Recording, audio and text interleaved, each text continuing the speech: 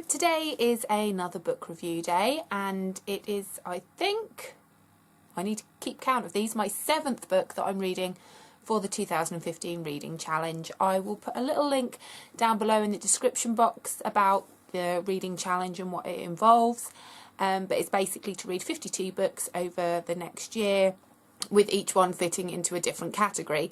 So the book that I have been reading this week has come from the category of a book with non-human characters. And I chose this book because I'd read last year a collection of short stories put together by Jacqueline Wilson, and there was a snippet from this book in that collection and it made me want to read it. So I have been reading The 101 Dalmatians by Dodie Smith. So I will read you the blurb and then talk to you about the book.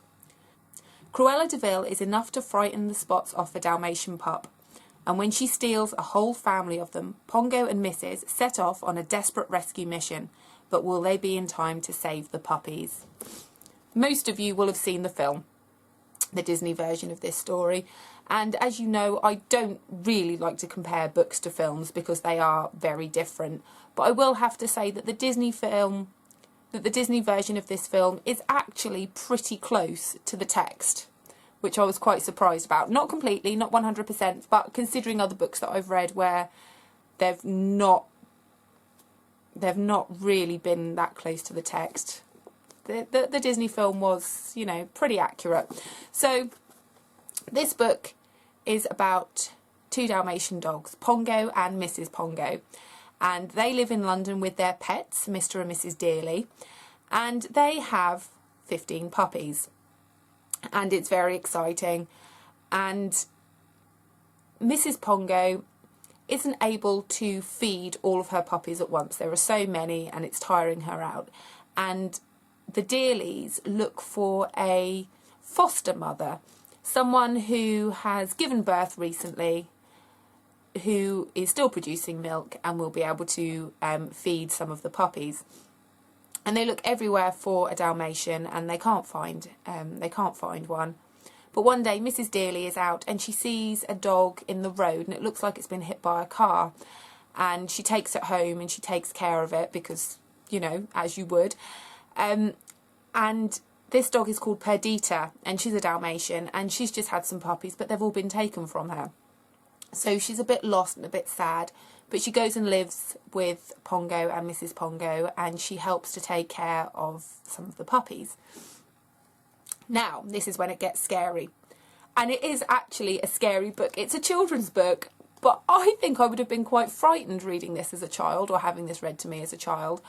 Cruella de Vil, we all know her character. She's a nasty, nasty woman who wears extravagant fur coats, and she has a husband who makes fur coats, and that's the only reason she married him, because she wanted somebody to make her all these fantastic fur coats.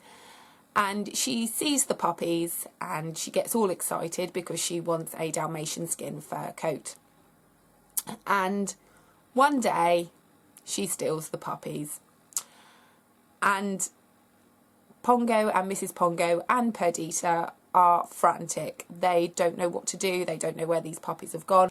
When they go out for their evening walk, they take part in something called a twilight barking, where they share messages, they ask for help, and Pongo is asking if anyone has seen the puppies. And if you have a dog and you take it out for an evening walk, they do like to bark at each other. And it does make you wonder whether or not they are passing on messages and explaining things to each other and asking for help or telling stories. Because my dog will start barking as we go out, and then another dog in a house nearby will start barking. And you kind of think, are they talking to each other? Is that what they're doing? So anyway, Pongo shares his news of his lost puppies, and he hears news back that they are in a house in Suffolk. And London is quite a long way from Suffolk, but Pongo and Mrs. Pongo decide to get their puppies back, and they walk all the way from London to Suffolk and it's very dangerous and it's very treacherous, but through this twilight barking, they've managed to build up a network of dogs that they can visit, can stay with, who will help them, direct them, give them food, give them shelter, and get them to their puppies.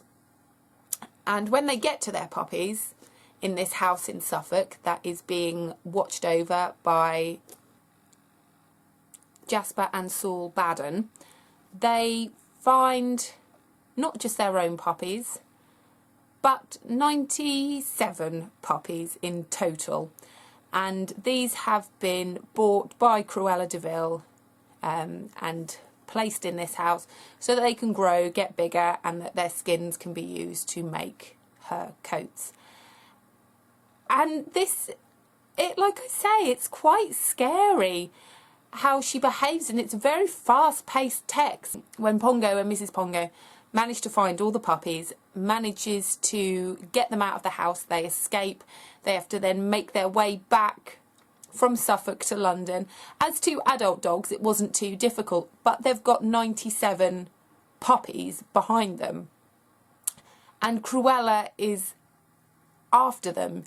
And it's a race and a chase, and it's, like I said, it's very quick and fast-paced. And although you know they're going to get home, there's still a little bit of a, are they going to get caught? And as we know, it is a happy ending, and it is lovely. And I really, really enjoyed reading this book. It's a kid's book, and like I've said so many times before, it doesn't matter as long as you're enjoying the book. But I really, really did enjoy this book, and you're really rooting for these dogs, and as a dog owner, you don't want anything to happen to these puppies. You don't want this horrible woman to make a coat out of them. So if you have seen the film and you would like to see how it should have originally been, then this certainly is a book worth reading. And as a kid's book, it's not that long, so you can read it fairly quickly.